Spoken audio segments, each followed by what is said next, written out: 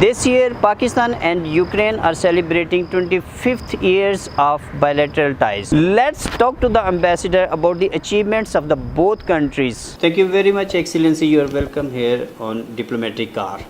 How would you like to comment on the prevailing state of the diplomatic relation between Pakistan and Ukraine? Thank you very much, Mr. Shamim Masih.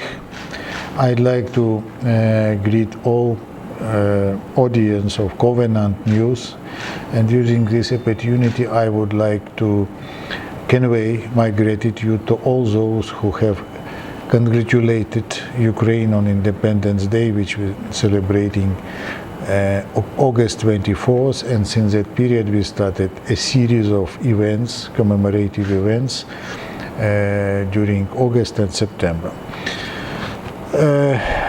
I'd like to start that this year in March we celebrated 25th anniversary of establishment of diplomatic relations between Pakistan and Ukraine, and we have celebrated it with a great number of different events, and one of the most interesting was video conference, which we held in Kaidizam University together with one of the biggest leading university of Ukraine, Taras Shevchenko University. And during this time we discussed at academical level, diplomatic level, experts level, students level, all achievements reached during these 25 years of diplomatic relations between these countries. I must say in one word, they are steadily on the rise. From year to year, our cooperation is getting diversified, because in the history, in case you remember, in 90s, 93, 95, it started from very important and sensitive areas like defense industry, and right now we continue, we increase our cooperation in this area, but in the same time we did a qualitative jump into other areas. Our cooperation covers right now just not only trade increase, but also we are going into investment areas, financial areas, banking areas, energy areas, academic areas, students exchange. Much we witnessed during these years also increase in number of Pakistani students seeking education in Ukraine. So all this has made us optimistic about our future, and we consider that we have a very good perspectives in practically every area of cooperation. It's a very good initiative you have taken on your National Day, that you brought the nation and the people at the public place. So which measure would you like to suggest for the cementing the existing bilateral ties between two countries? You know, we are looking forward to many interesting horizons of our cooperation. I already mentioned a humanitarian area, and first of all, we consider that both nations could be close to each other by number of person-to-person contacts.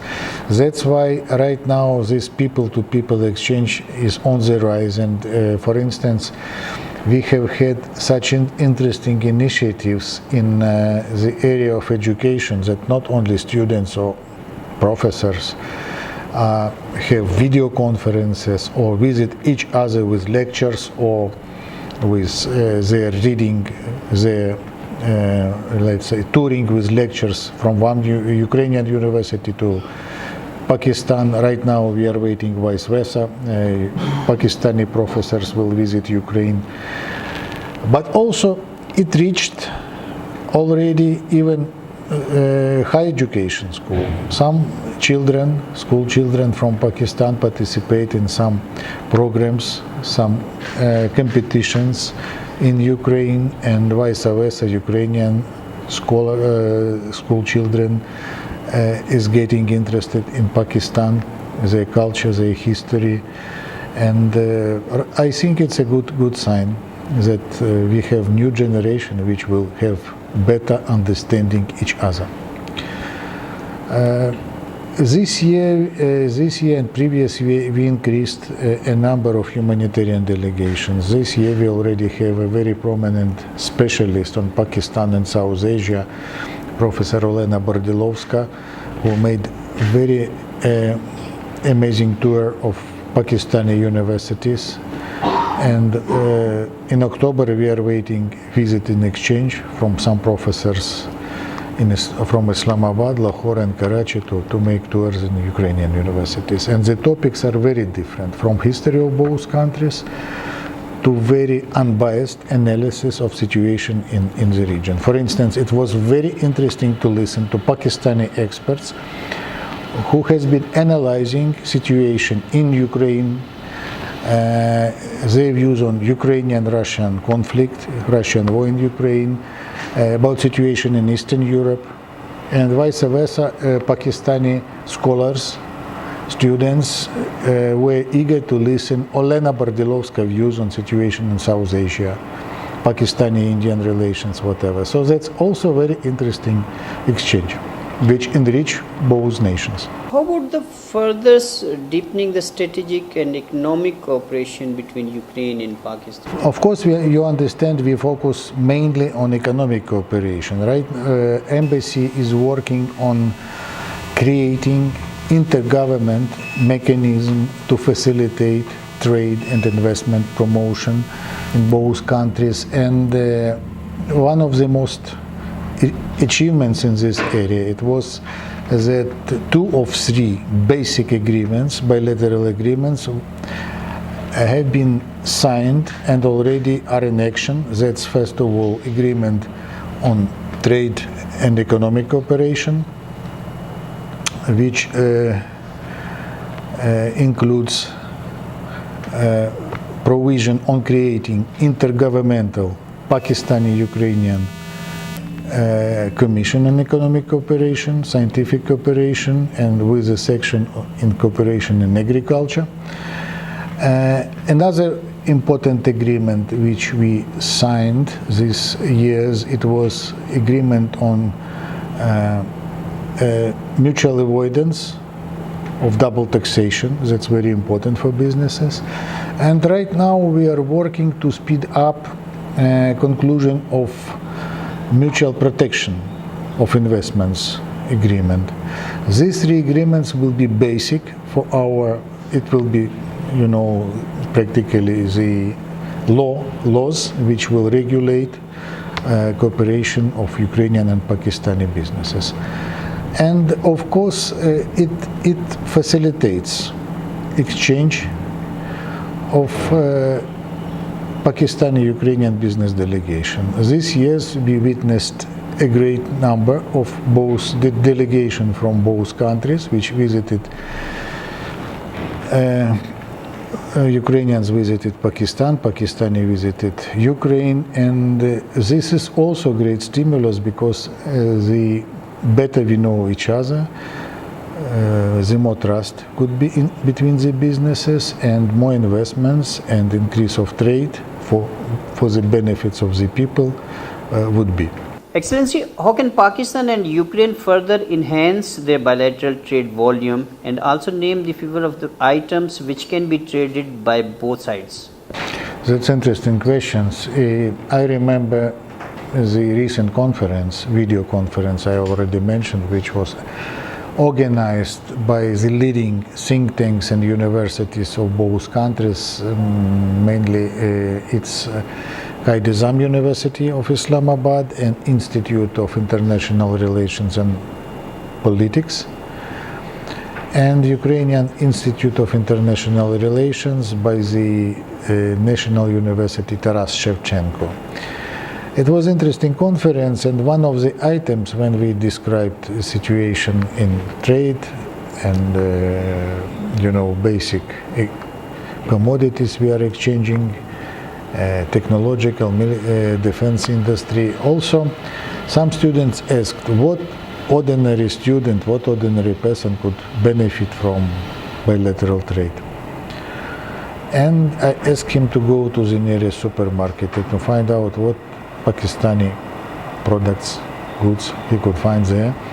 In Ukraine it's easy to do because our law prescribes that all shops, big shops, supermarkets should have tabs with description of the good, of item, some basic data on that, price of course, and also flag and mentioning the country of origin.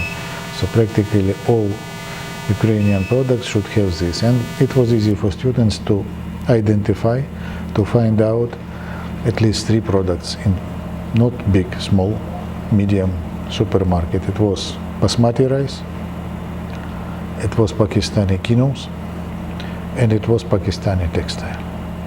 So practically you could find it. I could mention some Ukrainian products in Pakistani shops. Ukraine is the biggest exporter to the world market of sunflower oil. That's practically you could find Ukrainian sunflower oil packed and distributed in Pakistan. Agricultural products, chocolates, candies, that's just for ordinary people. I mean, I'm not mentioning about, energy equipment, Ukrainian steel, fertilizers, grain, and others. How would you like to explain Ukrainian foreign direct investment policy and which initiatives are offered by your country to foreign investors? I should mention that during the last 3 years, the government of Ukraine realized a great range of economic reforms. Mostly these are reforms in facilitating of opening businesses in Ukraine. Right now it's no difference between foreigner and Ukrainian in arranging business, and as far as I know, foreigners in Ukraine told me that it could last couple of days to start business in Ukraine. And also some reforms were realized in the sphere of taxation, easing, streamlining taxation system, and betterment of business climate in Ukraine. And it could not only words, but you could follow the changes in international rating indicators of Ukraine now,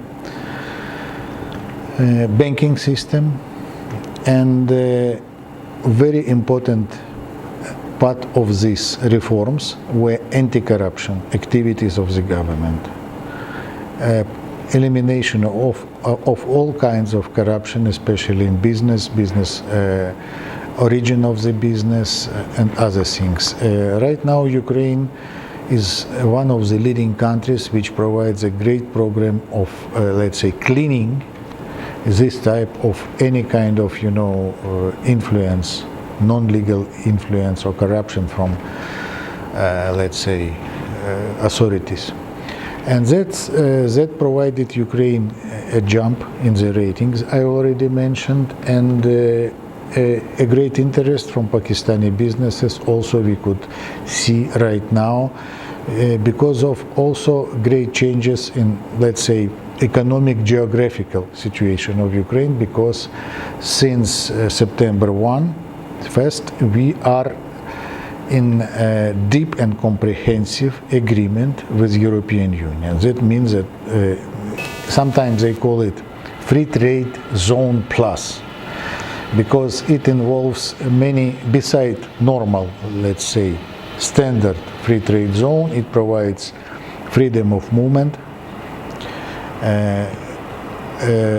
facilitation of businesses, standardization of Ukrainian and EU legal systems, adaptation of European laws to Ukrainian business climate, and many other things. So, in fact, it's a first step on a long and persistent Ukrainian way into the full membership in the European Union.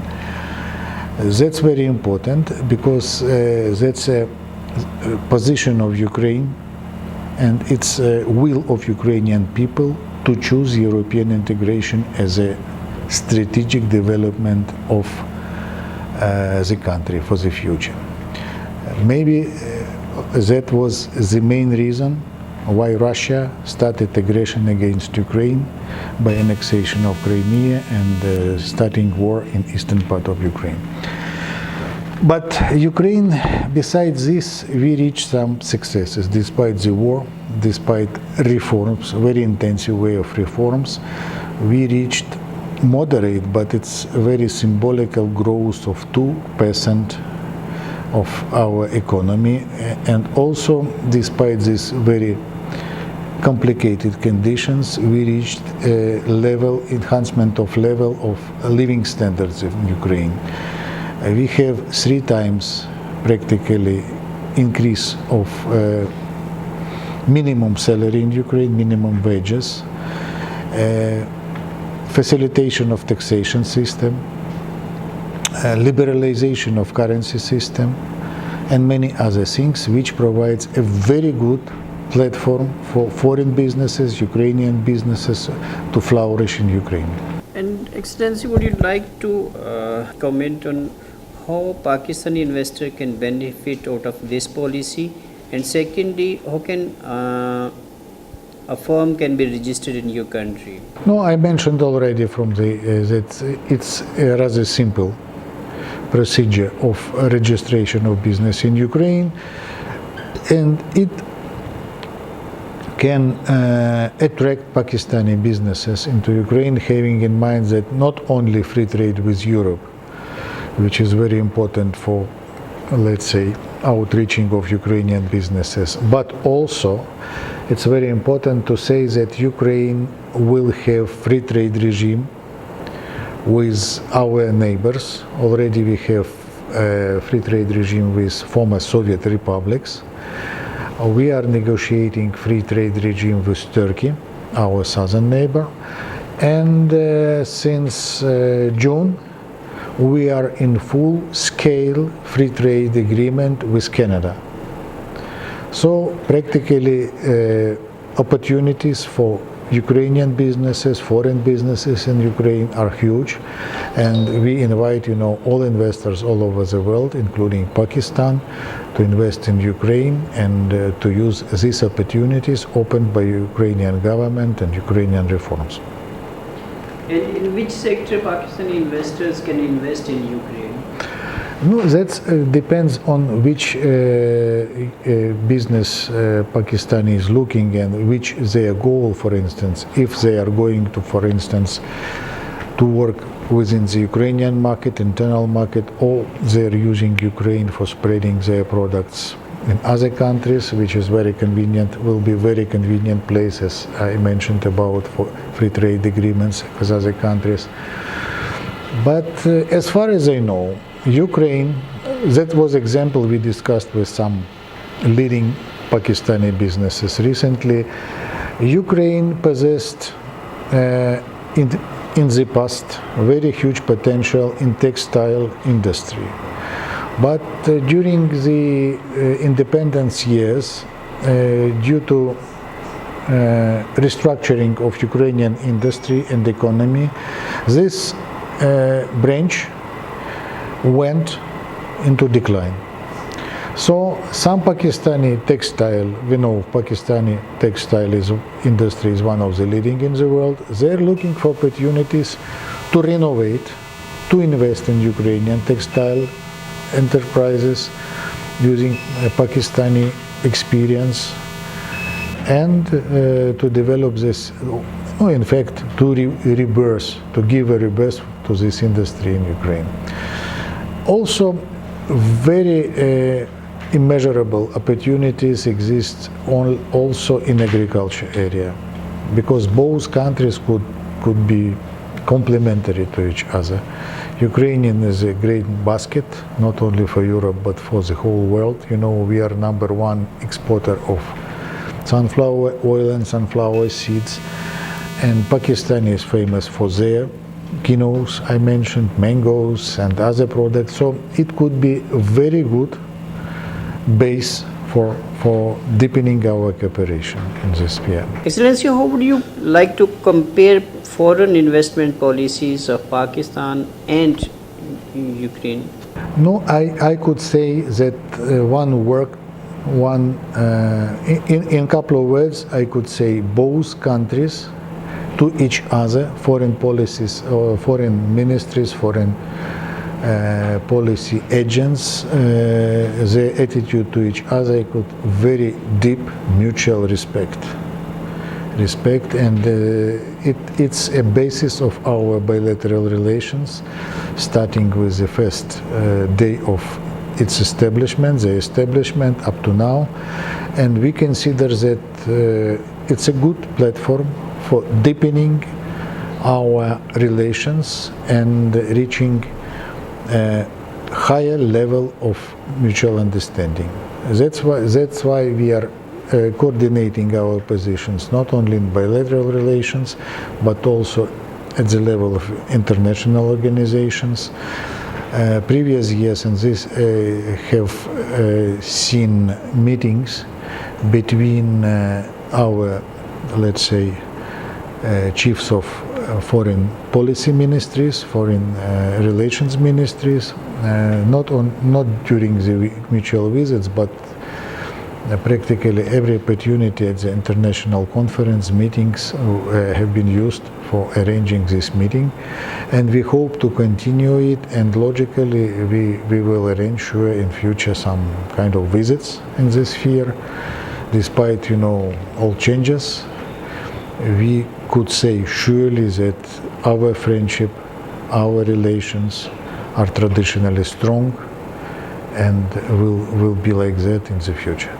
Your comment on Pakistan? You see, I've been living in Pakistan already 5 years, and the country, Pakistan is a country which you could not appreciate in one moment, in one day, in 1 week. To better understand Pakistan, you must live here, you should live here, yes, and the more you understand Pakistan, the more you love this country. You love these people, you like their culture, history, traditions, and you understand them better. And this is a real basis for approachment of both countries. Thank you very much, Excellency. This was Ambassador of Ukraine in Pakistan, Mr. Volodymyer LAKOMOV.